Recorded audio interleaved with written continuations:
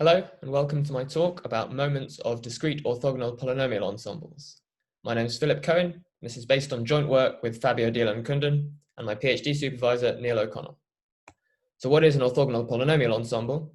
Well, for a probability measure on the real line, it's a probability measure on configurations of n particles given by this formula, where Zn is a normalization constant and we have a van der Waals determinant squared. So this can be thought of as n independent mu distributed particles on the real line, except that we have this van der Waals repulsion term pushing them apart. We call it an orthogonal polynomial ensemble because we can rewrite the formula in terms of the orthogonal polynomials with respect to mu. So that formula is given here, where the sum inside the determinant is the correlation kernel. So we have a determinantal process here. It's a very well-studied model, lots of well-known examples, such as when mu is a normal distribution, then the polynomials are the Hermite polynomials, and Q describes the eigenvalue distribution of the GUE, a very important ensemble in random matrix theory. Or when mu is the gamma distribution, we have the Laguerre polynomials and the eigenvalue distribution of the Laguerre unitary ensemble. So from that correlation kernel, we can calculate the one-point function, or particle density. That's the probability density of finding one particle at location x. So that's this probability measure. Also from the previous formula for Q, we can see that for any well-behaved function f, we can calculate expectations of linear statistics under Q. In particular, if we want to look at moments, the kth moment of the ensemble, that is the expectation of the kth power sum of the xi's, that's simply given by the kth moment of the one-point function. So the classical continuous ensembles are very well studied, especially due to their links with eigenvalues of random matrices. We can also choose mu to be discrete, i.e. defined on the non-negative integers. And then we have a discrete orthogonal polynomial ensemble. So the two examples we're considering here, we have the Charlier ensemble, where the Charlier polynomials are orthogonal with respect to a Poisson measure, and the Meixner ensemble, where the Meixner polynomials are orthogonal with respect to the negative binomial measure. And those formulae are given here. So I mentioned we were looking at moments. As is often the case with integer-valued random variables, in the discrete ensembles, it's more natural to look at the factorial moments. So that's where instead of an x to the k here, we have the kth falling factorial. So we have these nice formulae calculated by Ledoux for the factorial moments of both the Charlier ensemble and the Meixner ensemble. So we'd like to find some properties of these factorial moments. In the classical continuous ensembles, there's lots of well-known polynomial properties such as three-term recurrences, thanks to Harre and Zagier in the Gaussian unitary ensemble and Hagerup and Thorbjørnsen in the Laguerre unitary ensemble. So in recent work by Kunden, Matsadri, O'Connell and Sim, there's more structure and symmetries explained by the fact that their moments are hypergeometric orthogonal polynomials. For example, in the GUE, the moments are Meixner-Polacek polynomials. So what is a hypergeometric orthogonal polynomial? Well, it's an orthogonal polynomial that's also a hypergeometric function. That is a series where the consecutive summands are a rational function satisfying this equation here. In that case, we call it a PFQ hypergeometric function, where P is the number of A's and Q is the number of B's on the denominator here. Then the series can be written in this form. This looks like an infinite series, but of course, if any of the AI's are negative integers, then the series terminates and all further terms are zero. So we found that Ledoux's moment formulae do admit a hypergeometric representation. The Charlier factorial moments are given by this 3f1 hypergeometric function. And in a special case of the Meixner ensemble, if you remember, the Meixner polynomials are orthogonal with respect to a negative binomial with parameters gamma and q. When we fix the parameter gamma to be 1, then that becomes a geometric distribution. So in that special case, the Meixner factorial moments are given by this 3f2 hypergeometric function.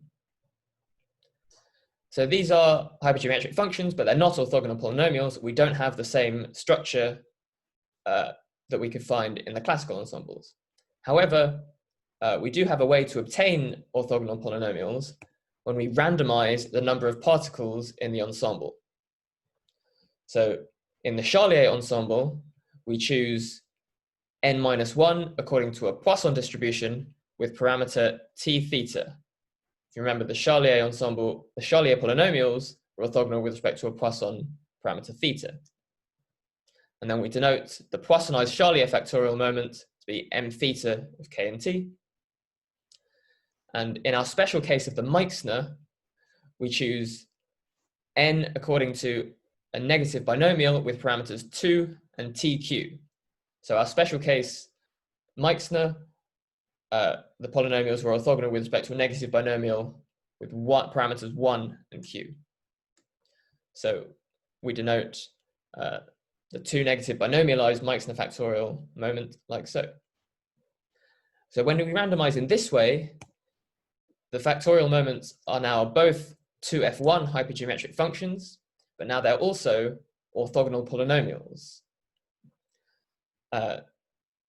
So in the Poissonized Charlier case, we have Jacobi polynomials orthogonal with respect to the weight 1 minus x. And in the two negative binomialized Meixner, we have Legendre polynomials, that is orthogonal with respect to a uniform weight, given here. So these randomized factorial moments do now satisfy nice three-term recurrences and differential equations, which we don't get when n is fixed. So these three-term recurrences are complementary to the discrete loop equations found by Nekrasov and more recently by Kniesel and Dimitrov.